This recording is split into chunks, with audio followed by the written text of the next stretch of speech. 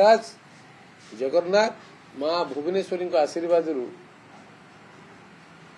जेते माने जो मनीषकृत संगठित साबोटा जो करने जो चिंता करते मत फसैया आज कोर्ट मत आज रिलीफ दी निर्दोष आज खलास करछि। मु ए अवसर रे प्रथमे मो बापा माँ नहांती आज मत सब गोटे गिल्टी लगुला एमती गोटे पुओ जन्म कले जहाँ ना एमती आरोप आस प्रथम मो बापा माँ रिलीफ होते मो पुओ झील सब टेंशन रे रोते जे बापा को मोर आरोप आसी स्कूल रे पाठ पढ़ला बेले जहाँ कहते से पिला माने सी आज सहित रिलीफ पाई झील तो सी भी आज रिलीफ पाई स्त्री जी कि सब ये से विटनेस रोला ताको कौन लगुव आज कौन रिलीफ पाऊ सी एक्सप्रेस कर जो निर्वाचित हवा परे गोपालपुर लोक जो 5 वर्ष धरी न्याय रु वंचित हेले एक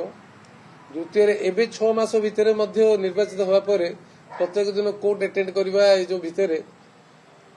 लोकंर जो फंडामेंटली जो इलेक्टेड रिप्रेजेंटेटिव हिसाब से जो दायित्व तुलेबार बहुत असुविधा होता आज सामाओ रिलीफ मिली आउर तो 2टी केस अच्छी क्राइम ब्रांच रो विजिलेंस रो भुवनेश्वर में किंतु 5टी केस रिलीफ मिलला पर मते टिके तो बहुत आश्वस्ति मिली या तो सत कथा। प्रथम श्रेय देवी मीडिया को ओडिशार मीडिया भाई मानकू भौणी मानकू लोकंर सत्य पहुंचेबारे ए संघर्षर सत्यर जदि ओडिशा रे परिवर्तन आसीची सरकार भी परिवर्तन होईची आर क्रेडिट जगन्नाथ लिंगराज अदृश्य रहिले मध्य सेकेंड श्रेय तो मीडिया वाला कर कहीं से लोक पहुंचले लोक माध्यम सत्य को अवगत हेले आ सरकार को बदले देवार निष्पत्ति नेले जो माने जन विरोधी कहीकि मत दलरू बाहर करते मे 29 December 29 people of Odisha out them from the state of Odisha what more I need मैंने दल भितर मत बाहर गले पावर अच्छी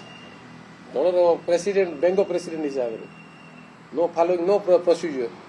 पावर अच्छी expel from the party the people of Odisha expel you from the state of Odisha